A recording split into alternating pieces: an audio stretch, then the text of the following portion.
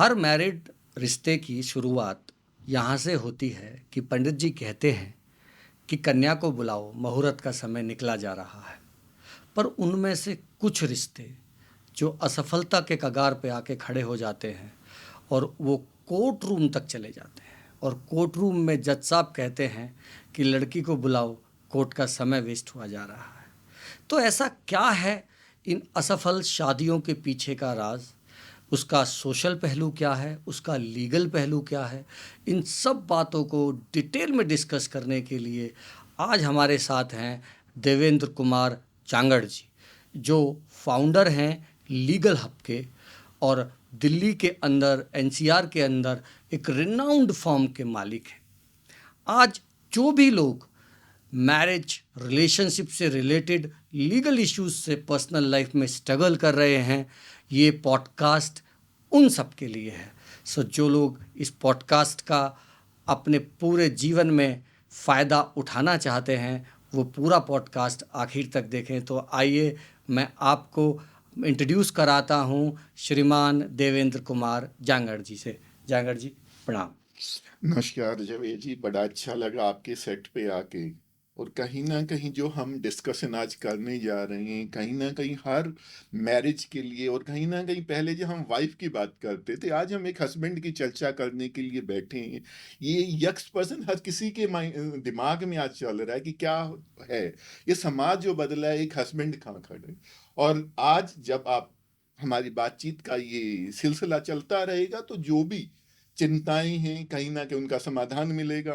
उनको पता चलेगा कि कानून अंधा नहीं है, कहीं ना कहीं हर किसी के राइट्स हैं, हस्बैंड के अपने राइट्स हैं। सिर्फ हमें उसको पता होना चाहिए ताकि हम उनको एक्सरसाइज कर सकें। जी बिल्कुल सर। मैं शुरू करते हुए सबसे पहला अपना प्रश्न ये आपसे करना चाहता हूँ कि आपका एक बहुत लंबा अनुभव फैमिली कोर्ट में रहा है, और आपने न जाने कितने प्रकार के केस, कितनी प्रकार की समस्याओं के बारे में आप लोगों ने समाधान किया होगा।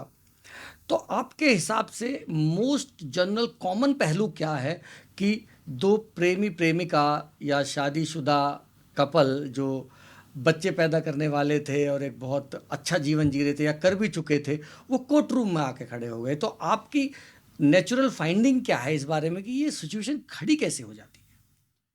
जावेद जी, बहुत सारे फैक्टर्स होते हैं, लेकिन जहाँ तक मैं आज मान के चलता हूँ, जो सिचुएशंस मान के चलते हैं, बोथ वर्किंग है।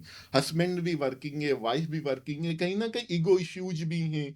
सोशल स्ट्रक्चर ऐसा है कि हम कहीं ना कहीं आज हम ज्वाइंट फैमिली सिस्टम में नहीं हैं। कहीं ना कहीं हमें उन चीज़ों को समझना ही नहीं चाहते कि सामाजिक जिम्मेवारियाँ क्या होती हैं। जब आप एक फैमिली सिस्टम में होते हैं, ज्वाइंट फैमिली सिस्टम में होते हैं, आपको समझ में आता है, रिलेशंस का इंपॉर्टेंस समझ में आता है। आज बच्चे कहीं ना कहीं, हम एजुकेशन पे डेफिनेटली हम जा रहे हैं, लेकिन एजुकेशन के साथ ये चीज़ भी जरूरी है कि एक लाइफ, हमारा सोशल लाइफ भी है जो कहीं ना कहीं आपके प्रोफेशनल लाइफ से डिफरेंट है। आप दोनों को कनेक्ट करके अगर चलेंगे और हर बात पे ईगो लेके चलेंगे। एक बड़ा मैं इंसिडेंट बताता हूँ। एक मैटर मेरे पास रहा है जिसमें जो हस्बैंड था, he was CEO of a very good company after doing a diploma. तो उसको अपने, जब वो मेरे पास आके उसने बात की कि सर मेरे पास, मैंने डिप्लोमा किया, आज मैं कंपनी की है, 10-15 लाख रुपए महीना मैं कमा भी रहा हूँ, मेरे पास 150 मेरे नीचे एम्प्लॉय हैं जो काम करते हैं, और मैं एक बार कहता हूँ वो खड़े हो जाती है। और एक मेरी बीवी है, वो मेरी सुनती ही नहीं। शायद ये जो चीजें हैं, इस तरह की घटनाएं बहुत के दिमाग में ही चलती हैं कि यार जब मैं होता हूँ तो पूरी कंपनी डील करता हूँ, मैं ये कर लेता हूँ, मैं वो कर लेता हूँ, ये कर लेता हूँ। एक मेरी बीवी है जो मानने के लिए तैयार नहीं। तो जैसे आपने एक पॉइंट बड़ा बेहतरीन उठाया कि हम न्यूक्लियर फैमिली में आ गए हैं, पहले हम जॉइंट फैमिली में थे। जी। तो ये न्यूक्लियर फैमिली में आने की भी एक स्ट्रॉन्ग वजह तलाक के पीछे हम समझ सकते हैं। मेरा अपना मानना है, कहीं ना कहीं जब हम जॉइंट फैमिली में होते हैं तो हमें एडजस्टमेंट करना सीखना आ जाता है। बचपन से हमें पता होता है, डिफरेंट एंगल्स होते हैं, हम चीज़ों को देखते हैं। हमारे साथ दादा दादी हैं या हमारे साथ ताऊ जी हैं, जो भी, उनका चीज़ों का देखने का एक अलग नज़रिया होता है। तो जब हम बचपन से उनके साथ होते हैं, जो मैंने बहुत बार देखा, तो कहीं ना कहीं जो बच्चे न्यूक्लियर फैमिली के बजाय ज्वाइंट फैमिली में आते हैं, उनका एडजस्ट करने का कहीं ना कहीं जो स्टेमिना होता है, या जो उनका सोचने का तरीका होता है, या सबको साथ लेके चलने का जो तरीका होता है, कहीं ना कहीं वो अलग होता है, बजाय कि आप जहाँ अकेले हैं। जैसे सर अभी रिसेंट डेज में क्या मुझे ऐसा लगता है, क्योंकि आप तो फैक्ट्स एंड फिगर्स पे बैठे हैं, क्या ये पिछले में हम 10 साल का डेटा लेते हैं जब से हमने विमेन एम्पावरमेंट को बहुत ज़्यादा बढ़ाया है, एजुकेशन को बहुत ज़्यादा बढ़ाया है। मैं देखो विमेन एम्पावरमेंट के खिलाफ मैं नहीं हूँ, लेकिन जैसे अब मैं अपने मम्मी ताई चाची के टाइम का देखता हूँ पीरियड, और उनकी लिविंग ऐसा नहीं है कि हमारे पिता वर्किंग नहीं थे, इंडियन आर्मी में थे, और ऐसी ही ऑलमोस्ट वर्क स्टाइल थी जैसी आज लोगों की वर्क स्टाइल है।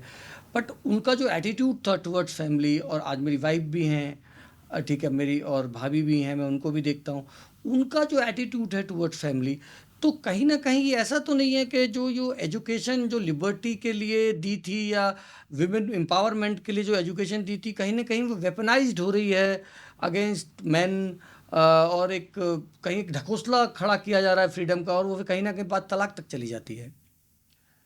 बीर जी देखिए, बदलाव नियति है।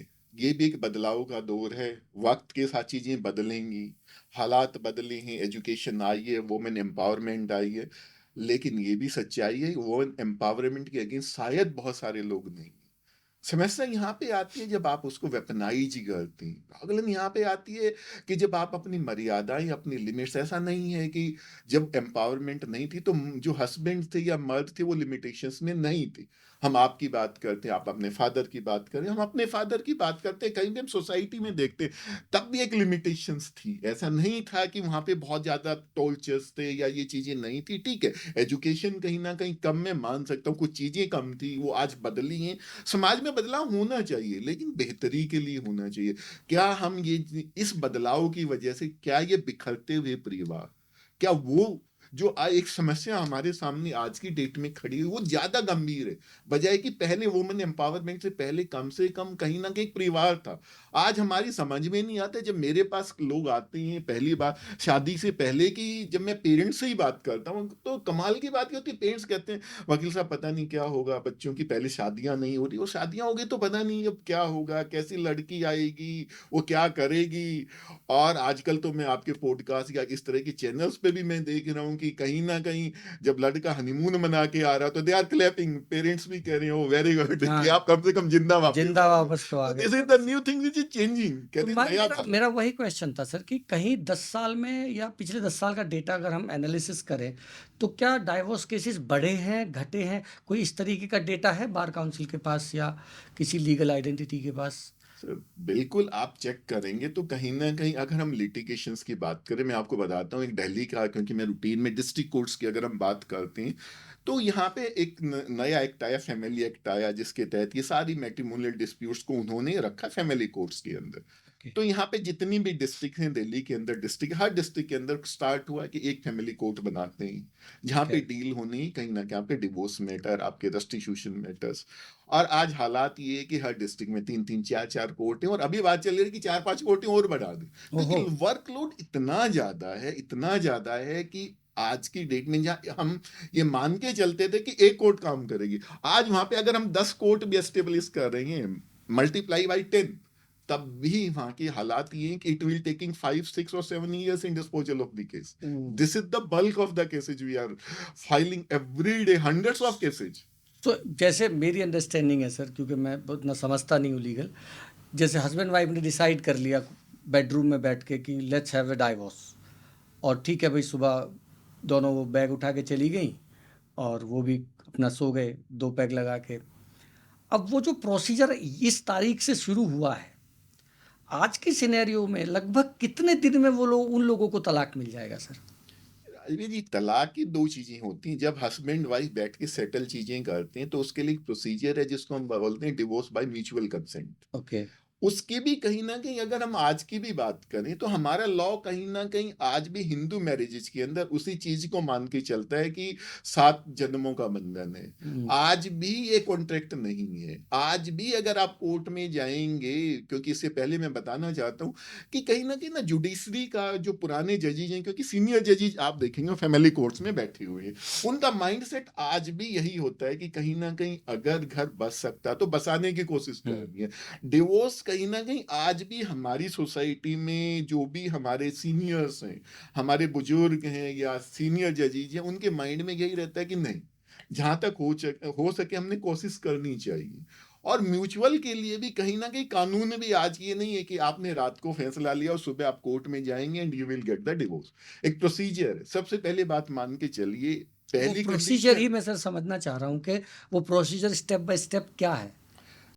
उसके लिए पहली कंडीशन है कि आप दोनों 1 साल का सेपरेशन होना चाहिए। सेपरेशन मीन एक्चुअल सेपरेशन, जहां आप फिजिकली इन्वॉल्व नहीं हो रहे हैं। ये सबसे पहले मैंडेटरी कंडीशन है कि आप 1 साल से सेपरेट हैं। आपने का कूलिंग पीरियड है 1 साल, जहां आप सोच रहे हैं कि हमने लेना, ऐसा नहीं है कि सो ये रात को कूलिंग लिया। पीरियड जो है सर, ये मैंडेटरी है जो जज देते हैं जज साहब? ये एज पर लॉ, ये जज साहब नहीं है, दिस इज द लॉ। आप फाइल ही उसके बाद कर सकते हैं, you can't file your case.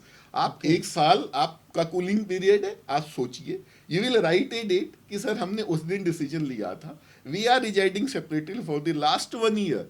उसके बाद आपका केस कोर्ट में आएगा। ओके उसके बाद आएंगे हम सेकंड स्टेप पे। कोर्ट आएंगे आप लोग, जज साहब आपसे बात करेंगे, जानने की कोशिश करेंगे। अगर वहां पे भी लगता है, दोनों पार्टी से बात करके कोर्ट को लगता है कि यहाँ पे कहीं ना कहीं ये लोग इकट्ठे रह सकते हैं, रेस्टिट्यूशन हो सकता है, तो कोर्ट वहां पे भी आपको कह सकती है कि आप दोबारा मीडिएशन में जाइए, काउंसलर के पास जाइए और try to sort out the things. आप इकट्ठे रह सकते हैं। हमें नहीं लगता कि ऐसी कोई चीज है कि आप इकट्ठे नहीं रह सकते। तो नॉट एन इजी थिंग कि आपने डिसाइड किया and everything will be fine. उसके बाद भी let me complete the procedure. अगर उसके बाद चलिए आपकी that is called first motion of divorce, आप आई, आपकी फर्स्ट मोशन हो गई है, then we come on the second motion. There is a period of 6 month. आप कोर्ट में आई, स्टेटमेंट दी 1 साल के बाद, आपने कहा sir we can not live together because whatever the reasons, court ने कहा okay, your first motion is granted. Then you will file the second motion after 6 month. फिर कोर्ट आपको 6 महीने सोचने का फिर टाइम देगी कि जी ठीक है। उसके बाद आप दोबारा कोर्ट में केस फाइल करेंगे, you will appear before the court. Court फिर इंक्वायर करेगी कि क्या रीजन से क्यों नहीं रहना चाहते, क्या वजह है। When the court is satisfied, तो ultimately the court will grant you the divorce.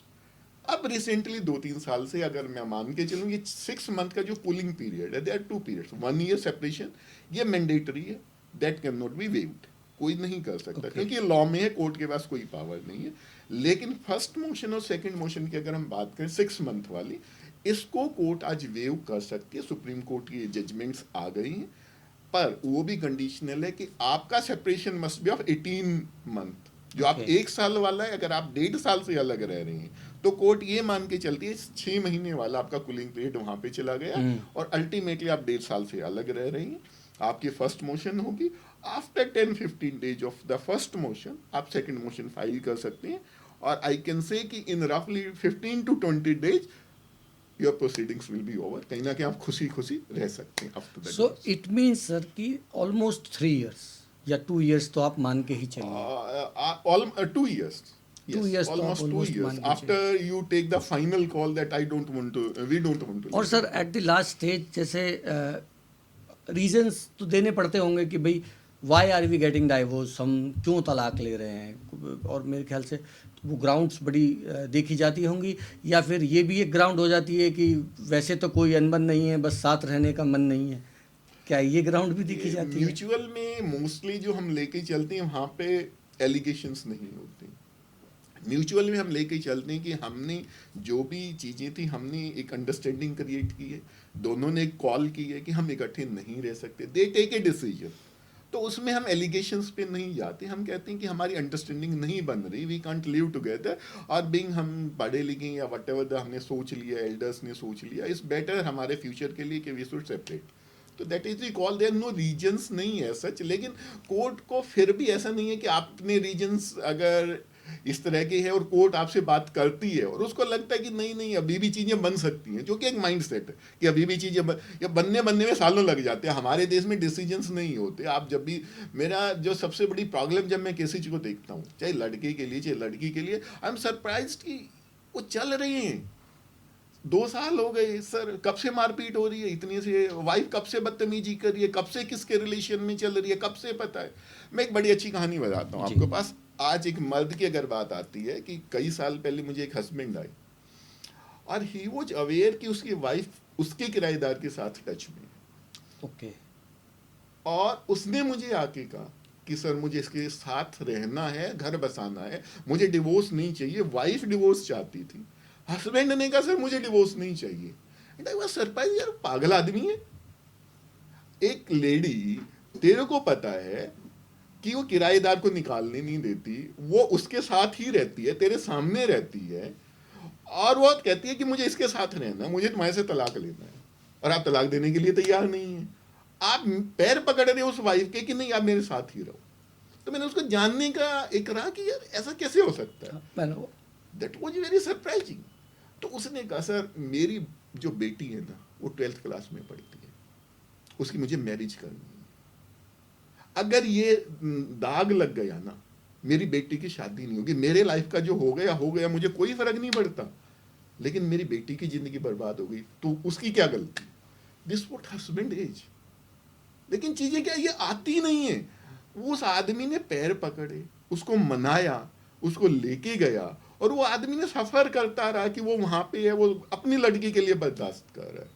तो क्या कहेंगे, माँ होती थी, है ये होती है, बहुत कुछ हमने पढ़ा। तो बाप कुछ नहीं है क्या? वो बाप की है जो अपनी बेटी के लिए खड़ा हुआ है। वो नहीं चाहता है कि मेरी जिंदगी में जो हुआ है मेरी बेटी के साथ भी है। तो ये एक ना नया सिनेरियो। आप अगर आप कहानियां सुनने लगेंगे तो हम सरप्राइज कि हम कई बार हैरान हो जाते हैं कि क्या एक आदमी की ये भी हो सकता है, इतनी बर्दाश्त की हद हो सकती है। कि कई बार चीजें बड़ी अजीब होती हैं कि जहां हमें लगता है कि वाकई में इतना गलत होने के बाद भी आप परिवार के लिए, आज हालात है कि हस्बैंड सेक्रीफाइस कर रहे हैं।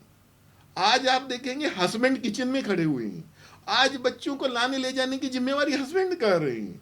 आज हर चीज मैं एक सरप्राइज ट्रेंड आपको बताऊंगा। अगर हम कोर्ट में खड़े होते हैं तो बच्चे की कस्टडी के लिए हस्बैंड फाइट करता है, और mothers are the first to से मुझे नहीं चाहिए।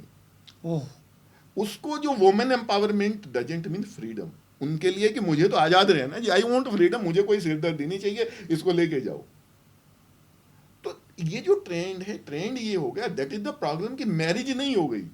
मैरिज कहीं ना कहीं एक वेपनाइजेशन हो गया। हस्बैंड, आप झुकते जा रहे हैं, आप सुनते जा रहे हैं, आप परिवार के लिए कहीं ना कहीं हर चीज करते जा रहे हैं, और सामने से क्या रहा है, बेवकूफ है, गधा है, लेट इट टू गो, हमें कोई लेना देना, हमने अपनी आज़ादी चाहिए, हमने पब में जाना हम पब में जाएंगे, हमें जो करना हमें करना है, भाड़ में जा, बच्चे तुमने पैदा किए, तुम्हारी जिम्मेवारी, हमारी कोई जिम्मेवारी नहीं।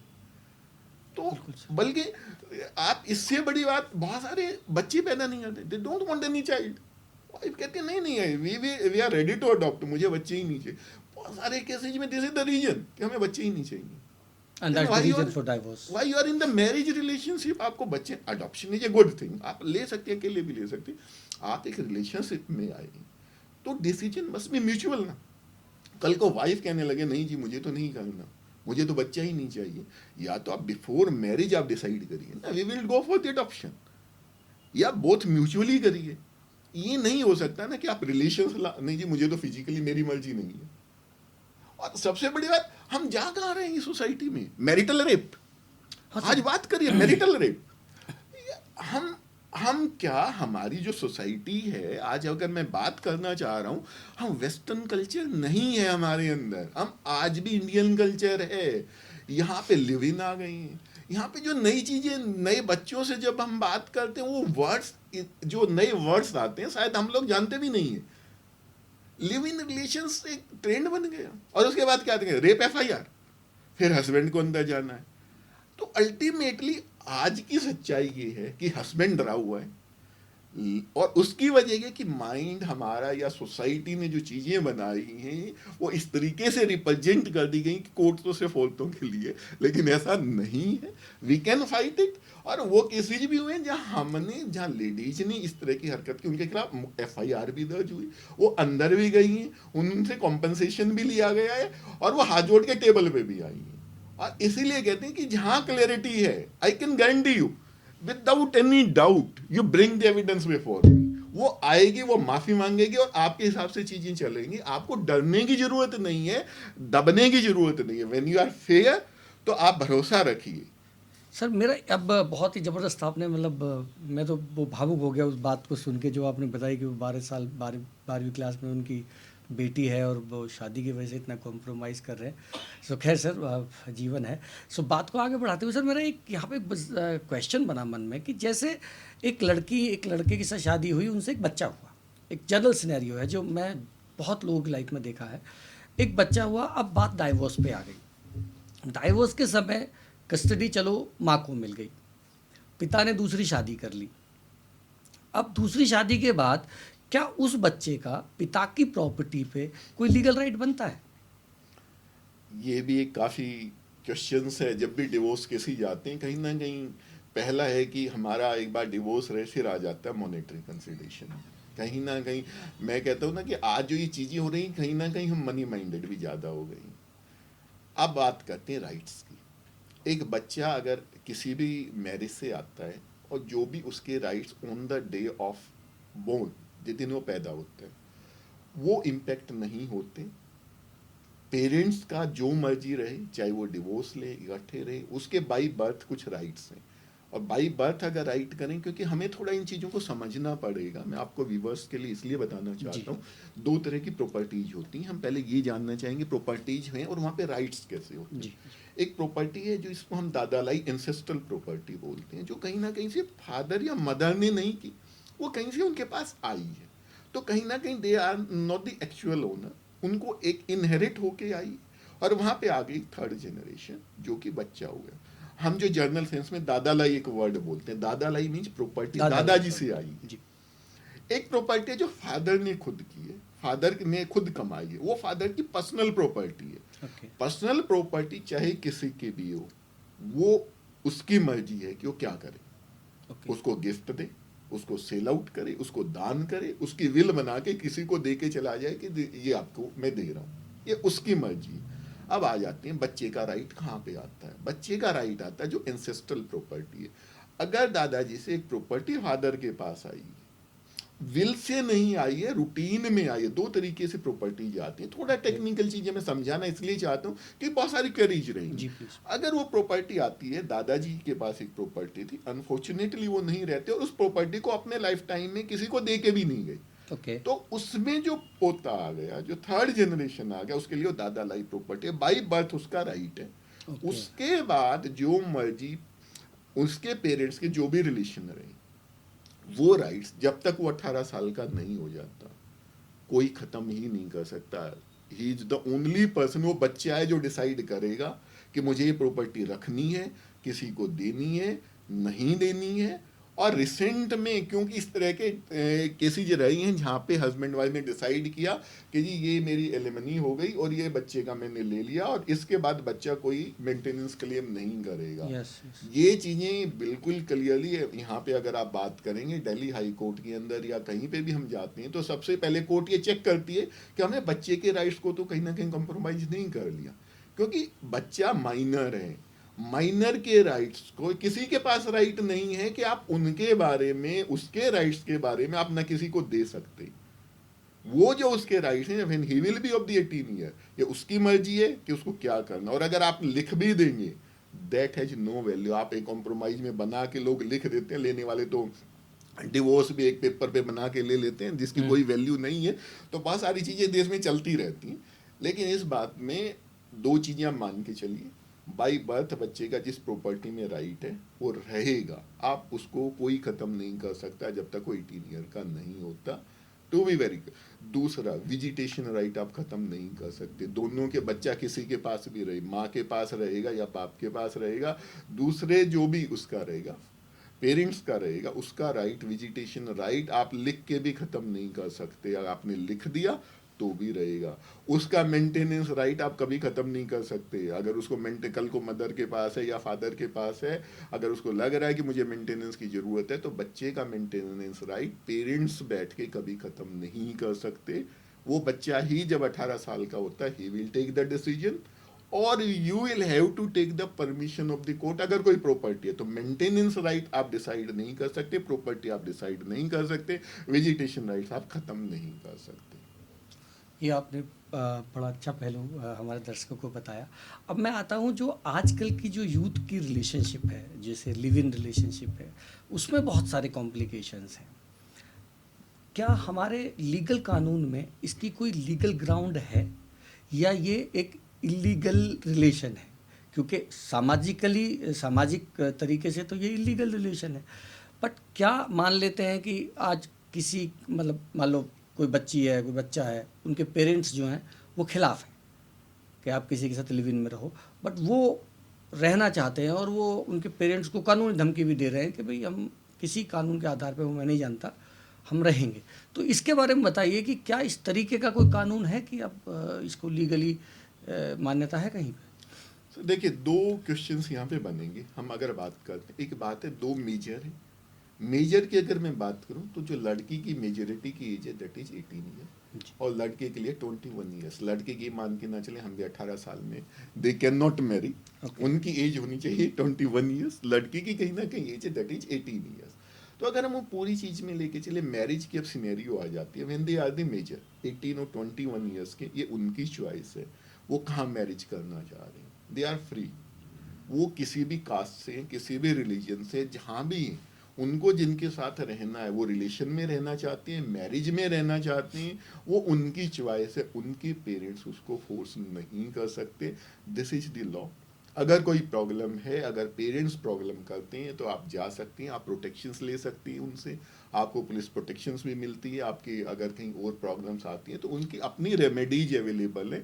तो आप टोटल फ्री हैं when you are the major to take your decisions.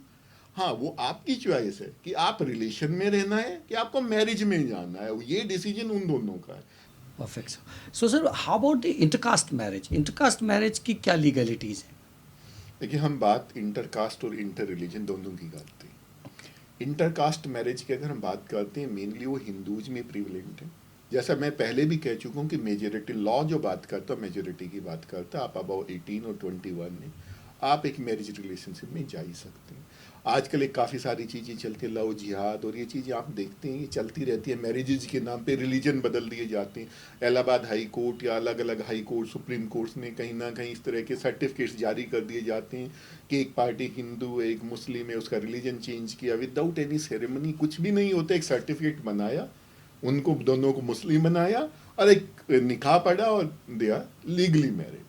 तो कहीं ना कहीं ये चीज़ों में बताना चाहता हूँ, जरूरी नहीं है, आपके पास एक डिफरेंट ऐसा प्रोविजन है जहाँ आपको अपना धर्म बदलने की जरूरत ही नहीं है। ओके। बेटर आप जाइए स्पेशल मैरिज एक्ट में। ठीक है, आपकी अपनी चीज़ें, मैं यहाँ पे एक रिलीजन पर्टिकुलर पे नहीं जाना चाह रहा, बात हम एक लीगलिटी की कर रहे हैं। एक हिंदू है, एक मुस्लिम है, कि आप यूपी का भी केस लेके चले जहाँ पे कन्वर्जन के ऊपर भी, आप उत्तराखंड में भी लेके चले, दे आर लॉज के अगर आप कन्वर्जन करते हैं तो आपके खिलाफ FIR भी हो सकते हैं, चीज़ें भी हो सकती है। तो बेस्ट वे है आप दोनों अपने रिलीजन को प्रोटेक्ट करिए और go under the special marriage act. यहाँ पे आपको अपना धर्म ही नहीं बदलना है। यहाँ पे आपके कहीं ना कहीं ना आपके मुस्लिम रिचुअल्स होनी है मैरिज के लिए, ना आपके हिंदू रिचुअल्स होनी है मैरिज के लिए। सिर्फ एक गार्लैंड एक्सचेंज होगा, उसने माला वहाँ डाली, जज साहब वहाँ पे जो मजिस्ट्रेट हैं, ही विल अलाउ यू और मैरिज, और अल्टीमेटली आपकी मैरिज हो ही जाएगी। तो बेटर है कि जो ये सारी चीज़ें, कहीं ना कहीं इस तरह के ऑब्जेक्शंस भी रहते हैं, कहीं ना कहीं बाद में चीज़ें भी उठती है कि कहीं ना कहीं हम एक एंगल भी कई बार आए हैं जिस तरीके के यूपी के और बहुत सारे केसेस चलते, तो हम उस एंगल्स को भी हम बंद करने के लिए बेटर है कि हमें उस चीज को रिलीजन चेंज ना करें। बेटर है आप मैरिज, रिलीजन चेंज क्यों करना चाहिए? आप किसी भी रिलीजन की बात करें, जब तक आप उसको दिल से नहीं मानते, आप अडॉप्ट ही नहीं कर रहे हैं जी। अगर आप किसी भी रिलीजन को अडॉप्ट कर रहे हैं, इससे डिफरेंट थिंग, लेकिन कोर्स आर वेरी क्लियर। सिर्फ शादी करने के लिए can not change your religion, ये कोई मजाक नहीं है। धर्म बदलना मजाक नहीं। लोगों ने शादी के नाम पे, नए बच्चों ने धर्म का मजाक बना के रख दिया। चलो जी शादी करनी है, मैं हिंदू बन जाता हूँ, मैं मुस्लिम बन जाता हूँ। तो रिलीजन एक मजाक नहीं है जो आज की ट्रेंड बना हुआ है, जो लोग समझना ही चाहते हैं। इसके लिए पागलपन होता है ना सर, उस समय उतनी समझ नहीं होती उनको धर्म जो है वो मासूका से छोटा लगने लगता है, तो उनको लगता है कि बदल लो। तो ये शायद कारण है जो अब कहीं ना कहीं चलिए पागलपन है, सारी चीजें हम समझते हैं मुझे, लेकिन फिर भी आप समझिए आपके पास एक प्रोविजन है जो या तो उनको पता ही नहीं है या उनको बताया नहीं जाता, या एक थोड़ा उसमें टाइम कंज्यूमिंग है। कहीं ना कहीं आपको रिलेशन में आप दोनों अपनी आइडेंटिटी कहीं ना कहीं मर्ज नहीं करेंगे, आपका रिलीजन सेपरेट रहेगा। आपके बच्चे को राइट होगा कि उसको क्या रिलीजन अडॉप्ट करना है, ही विल बी फ्री। तो कहीं ना कहीं आई विल सजेस्ट कि आप ये कन्वर्जन की जो बेफालतू की सेरेमनीज हैं जिनकी लीगल सेंक्टिटी नहीं है, जब झगड़े होते हैं तो इसी बात पे झगड़े होते हैं कि जी मेरे को खिला दिया, मेरे को पिला दिया, मेरे को पता नहीं था, मेरे साथ ये हो गया, मेरे साथ वो हो गया। तो अल्टीमेटली ये सारे एलिगेशंस भी नहीं आएंगे। तो आप कन्वर्जन की बजाय अगर आप रिलीजन में कहीं ना कहीं आपका फेद नहीं है तो आई विल से कि आप रिलीजन चेंज मत करिए। जी और मैं पर्सनली कभी सजेस्ट नहीं करता हूँ, आप जाइए स्पेशल मैरिज एक्ट में जाइए, लॉ में प्रोविजन से, and that will be a valid marriage. Sir बहुत खूबसूरत सर। सर ये जो 3 तलाक का जो मुद्दा था, तो जैसे अभी आप इंटर रिलीजन मैरिज की बात कर रहे हैं, तो मान लो एक हिंदू लड़का है, मुस्लिम लड़की है, या वाइस वर्सा है, तो उनकी शादी अगर हो गई स्पेशल मैरिज एक्ट में, तो ये जैसे मुस्लिम लॉज, शायद मैंने सुना है मैरिज मुस्लिम लॉज अलग हैं, हिंदू मैरिज एक्ट अलग है, तो वो जो कोर्ट में जो प्रोसीडिंग्स होंगे अगर वो तलाक लेना चाहें, आई मीन, तो वो जो प्रोसीडिंग्स होंगे वो किस आधार पे होंगे, मुस्लिम लॉ के हिसाब से होंगे या हिंदू लॉ के हिसाब से? यही जो चीज़ें आप समझिए, स्पेशल मैरिज एक्ट के अंदर उनके अपने प्रोविजन, वो न्यूट्रल है, वो रिलीजन न्यूट्रल है। आपको ना आप हिंदू में जाएंगे, हिंदू मैरिज एक्ट में जाएंगे, ना मुस्लिम लॉ में जाएंगे, ना आप क्रिश्चियन लॉ में जाएंगे। There is a different set of laws under the special marriage act. आपका मेंटेनेंस, आपका डिवोर्स, आपका रेस्टिट्यूशन, आपकी जितनी भी प्रोसीडिंग्स हैं, there is a law special marriage act that is religion neutral. आप उसमें जाइए, उसमें करिए, और आप जो गवर्न करेंगे आप किसी पर्टिकुलर रिलीजन से गवर्न ही नहीं करेंगे। आपकी अपनी रिलीजन आइडेंटिटी अलग रहेगी, आपके डिस्प्यूट्स की जो आइडेंटिटी है वो स्पेशल मैरिज एक्ट उनको टेक केयर करेगा। ओके सर, मैं अभी रिसेंटली एक जज साहब हैं, वो ऑनलाइन उनके जजमेंट्स आते हैं, तो मैं देखता रहता हूँ, जैसे कभी कभी रील्स आती रहती है, तो वो ऑनलाइन किसी को कह रहे हैं बड़े जोर दबाव से कि 25 लाख रुपए आपको एलुमनाई देनी पड़ेगी अगर आपको तलाक चाहिए तो। और वो आदमी कह रहा है कि जी मैं बेरोज़गार आदमी हूँ, मैं खेत किसान आदमी हूँ, मजदूरी करके घर चला रहा हूँ। हालांकि उनकी पत्नी बिना मतलब के दावे कर रही हैं कि इनके पास पैसे हैं, झूठ बोलते हैं, तो वो कह रहे हैं कि मेरे पे कहाँ से पैसे हैं, कोई आधार भी तो होना चाहिए, मेरे पास कमाई नहीं है 10 साल से। जज साहब फिर भी कह रहे हैं नहीं, 25 लाख रुपए दिए बिना तो तलाक होगा नहीं। तो क्या ये जो इल्यूमिनाई का जो ये दबाव है, इसमें लीगल सिस्टम का क्या इंटरेस्ट है, इंडिविजुअलिटी का क्या इंटरेस्ट है, वो थोड़ा सा बताइए। कि पहली बात आप मान के चलिए, जब हम एलुमनाई की बात करते हैं, मेंटेनेंस की बात करते हैं और डिवोर्स की बात करते हैं, कहीं ना कहीं तीनों एक सेपरेट एस्पेक्ट है। डिवोर्स की हम बात करते हैं, एक हमारा आता है जहाँ पे हम पहले डिस्कस कर चुके हैं कि दोनों पार्टीज कहीं ना कहीं एग्री हैं, म्यूचुअल के लिए जा ही रही हैं, दोनों ने सॉर्ट आउट किया, डिफरेंसेज खत्म हुई चीज़ें। अब दूसरा आ जाता है, एक पार्टी डिवोर्स लेना चाहती है, एक पार्टी नहीं देना चाहती। तो कुछ प्रोविजंस हैं हिंदू मैरिज एक्ट में, या मुस्लिम में जाओगे तो मुस्लिम्स का कहीं ना कहीं कोडिफाइड लॉ नहीं है, वो एक अलग चीज़ें चल रही हैं जब से ट्रिपल तलाक वाली चीज़ें आई हैं कहीं ना कहीं, तो उनका एक अलग है। हम एक हिंदू मैरिज एक्ट की अगर बात करें, जो मेजोरिटी के अंदर हम यहाँ पे बात कर रहे हैं, तो वहाँ पे कुछ प्रोविजंस हैं जहाँ पे दोनों को राइट्स हैं, जहाँ पे हस्बैंड को भी राइट्स हैं डिवोर्स लेने के लिए, और वाइफ को भी राइट्स हैं जहाँ पे वो जाके डिवोर्स ले सकते हैं, सडन प्रोविजन। और उसमें कहीं पे भी ऐसा नहीं है कि वो वुमेन को फेवर करते हैं या वो मेन को फेवर करते हैं, वो जेंडर न्यूट्रल है। अगर एक ने किसी के साथ गलत किया, अडल्टरी है या क्रिवलिटी की है, तो उस दोनों के लिए सेम है। आप जाएंगे, you will file your case. तो कहीं ना कहीं, और वो टाइम नहीं रहा कि जब पहले होता था कि चीज़ें सालों साल चीज़ें चलती आ रही हैं, डिवोर्स प्रोसीडिंग्स नहीं हो रही। कहीं ना कहीं कोर्ट्स का माइंड बदला है, चीज़ें बदली हैं। आज डिवोर्स, अगर हम कंटेस्टेड डिवोर्स की भी बात करें, तो आज वो 10 साल का नहीं रहा। एक टाइम था जब वो कहते थे जिंदगी बीत जाएगी, आपका तलाक का मुकदमा खत्म नहीं होगा। मैं बहुत सारे केसेज मान के चलता हूँ जहाँ मैंने 1-1.5 साल में मैंने नीचे से फाइनली डिसाइड किया है, और 6 महीने में भी डिसीजंस हुए। कहीं ना कहीं चीज़ें क्या होती है, जब आपको सीरियसली आप चीज़ों को लेके चलते हैं। आज कोर्ट्स भी समझ रही हैं, कई बार हाई कोर्ट की डायरेक्शंस भी आई हैं कि फैमिली कोर्ट्स के ऊपर प्रेशर भी है कि आप इनको जल्दी डिसाइड करिए, क्योंकि आज मैं एक डिवोर्स केस फाइल करूँ तो 20 साल बाद मुझे मिलेगा, उसका पर्पज क्या।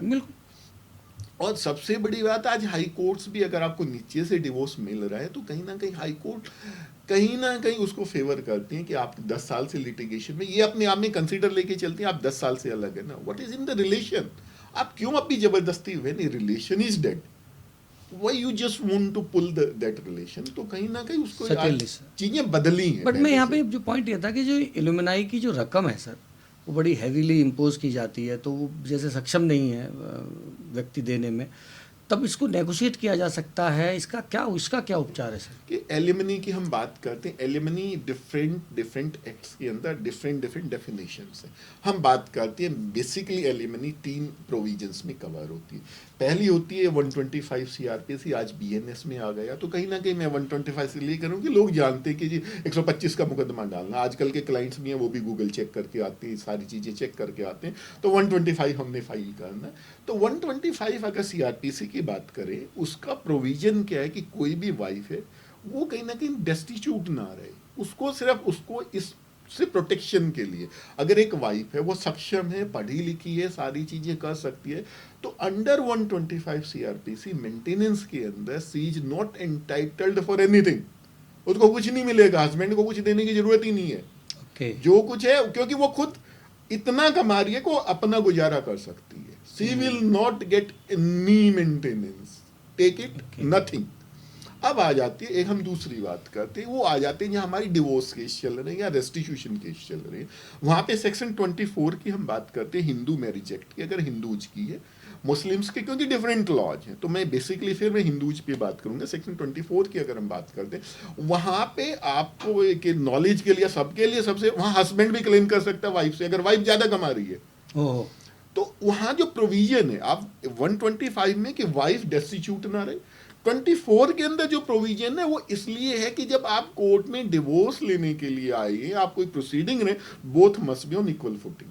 ये नहीं कि हस्बैंड कम कमा रहा, वाइफ यहाँ पे, हस्बैंड यहाँ पे है, तो उसको भी मिलना चाहिए ताकि उसके पास भी वो रिसोर्सेज हो कि वो भी यहाँ आके फाइट कर सके।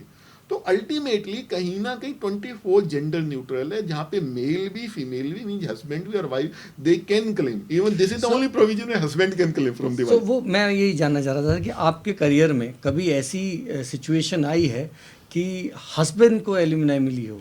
अगर मैं इसकी कोई केस अगर आप डिस्कस करना चाहें। देखिए, चीज़ें अगर मैं बात करूं, रेयरली ऐसी चीज़ें रही हैं, और जब मेंटेनेंस की फाइनली जब कोर्ट से ओपिनियन आना होता है, तो कहीं ना कहीं wife is always ready to settle it out, she is well aware, या वहाँ पे वो लिटिगेशन से भागी जाती हैं, क्योंकि उनको पता होता है कि उनकी समझ में आ जाता है कि जो उनके दिमाग में जो चीज़ें चल रही हैं, actually this is not the law, law is totally different, कहीं ना कहीं जेंडर न्यूट्रल भी है, कहीं ना कहीं अगर वाइफ को फेवर कर रहा है तो ऐसा नहीं है, बल्कि मैंने ऐसे केसेस देखे जहाँ पे हस्बैंड डिसेबल है, वहाँ पे मेंटेनेंस मिला है उसको, वाइफ से उसने मेंटेनेंस लिया है और वाइफ ने दिया है, तो ऐसा नहीं है कि नहीं है, पर मैं ये मान के चलता हूँ कि क्योंकि ये रेयरली ये चीज़ें होती हैं कि हस्बैंड अपनी ईगो रहती है कि वो लेने वाली चीज़ें होती हैं, और कहीं ना कहीं हमारा इंटरेस्ट होता है कि हमने लिटिगेशन को एट दिया, हमने डिवोर्स के लिए जाना है, बजाय कि हम इसमें जाए। लेकिन इस 100% अगर वाइफ ज़्यादा कमा रही हैं, आप नहीं कमा रहे हैं, और डिवोर्स या रेस्टिट्यूशन की प्रोसीडिंग्स हैं, you are 100% entitled for the maintenance from your wife, take it. Sir, ये आखिरी पड़ाव का क्वेश्चन मेरा ये रहेगा कि जैसे अभी रिसेंट कुछ लॉस चेंज हुए हैं मैरिज एक्ट को लेके और उन सबको, तो उसमें मैरिटल रेप को लेके शायद कुछ छूट या कुछ कानूनन परिवर्तन शायद हुए हैं जो पहले नहीं थे, तो ऐसा कुछ है सर? नहीं, मैरिटल रेप, देखिए बात क्या है, जब भी हम वुमेन एम्पावरमेंट की बात करते हैं, यूरोप या बाकी कंट्रीज, ये हमेशा इस देश में काफ़ी टाइम से मुद्दा चलता है मैरिटल रेप, और सुप्रीम कोर्ट के सामने भी ये चीज़ें आई है, उन्होंने भी डिस्कस किया, और कई तरह ये लगा कि हाँ हमें डिस्कस करना चाहिए, कोर्ट को भी लगा कि हमें मैरिटल रेप को डिस्कस करना चाहिए, लेकिन सुप्रीम कोर्ट ने इस बात को लेजिस्लेचर के ऊपर छोड़ दिया है कि ये काम पार्लियामेंट है, कानून बनाना हमारा काम नहीं है। तो आज की तारीख में मैरिटल रेप इस तरह का कोई कानून नहीं है, तो यू आर फ्री, आपके हस्बैंड वाइफ के रिलेशन, बल्कि मैं आपको बताता हूँ, अगर वाइफ आपको रिलेशन अलाउ नहीं करे, that is a ground of divorce, you can go for the divorce. So there is nothing like a marital rape. All right. So sir, any message from your side जो आप हमारे audience को देना चाहें at the closing of the podcast? देखिए, मैं सबसे ये कहना चाहूँगा, आपको डरने की ज़रूरत नहीं, घबराने की ज़रूरत नहीं, कानून सबके लिए बराबर है, कानून आपके साथ खड़ा हुआ है, आप हिम्मत रखिए, आप आइए, लड़िए। ऐसा नहीं है कि वोमेन है वो कुछ भी करेगी, वो वक्त जा चुका है, वो चीज़ें जा चुकी हैं। अगर आप लड़ेंगे तो मैं आपको 100% दावे से कर सकता हूँ कि मैंने बहुत सारे केसेज में देखा है जहाँ पे मैंने वाइफ को ही भागते हुए नजर आई हैं, क्योंकि उनकी कमियाँ होती हैं, उनकी एविडेंस हमारे पास होती है। और एक बड़ी इंटरेस्टिंग बात मैं आपको बताता हूँ, अभी 3-4 दिन पहले सुप्रीम कोर्ट का एक डिसीजन आया जहाँ पे अगर चैट्स हैं, उससे पहले कहीं ना कहीं एक ये था इश्यू था कि अगर हमारी प्राइवेट चैट्स हैं कहीं ना कहीं राइट टू लाइफ में, राइट टू प्राइवेसी में, क्या हम उनको एक दूसरे के अगेंस्ट यूज कर सकते हैं, नहीं यूज कर सकते हैं। तो सुप्रीम कोर्ट ने क्लियरली कहा है कि अगर आपकी पर्सनल कहीं भी चैट है या इस तरह की चीज़ें, वो आप कोर्ट के अंदर प्रोड्यूस कर सकते हैं। तो आपके पास जो भी चीज़ें, जो भी एविडेंस है, जो भी ग्राउंड है, तो आपको डरने की बिल्कुल ज़रूरत नहीं है। यू कैन फाइट इट और definitely you will win it. और इस बात को भूल जाइए कि 10 साल तलाक में लगते हैं, वो वक्त जा चुका है। ऐसा नहीं है कि वो फाइल करेगी 11 ही मिल जाएगी, वो वक्त जा चुका है। दोनों पढ़े लिखे हैं, मैच्योर हैं, कहीं कुछ नहीं जाएगा। Take your case, file your case and definitely will get the good result. Thank you so very much. Thank you. So दोस्तों, हमारे साथ थे लीगल हब के ओनर देवेंद्र कुमार जांगड़ जी, जिन्होंने हर उस बारीक पहलू पे डिस्कस किया, और डिस्कस ही नहीं, बड़ा डिटेल में गाइड भी किया जो मर्द के दर्द को बयां करता है। सो दोस्तों, इसी तरीके की आगे हम अपनी श्रृंखला में और ऐसे ही प्रभुत्व ज्ञानी व्यक्तियों को अपने पॉडकास्ट पे लाते रहेंगे। आपके विषयों के मार्गदर्शन के लिए आप हमारे पॉडकास्ट पर अभी तक बने हुए हैं, इसके लिए आपका बहुत बहुत धन्यवाद। हर हर महादेव।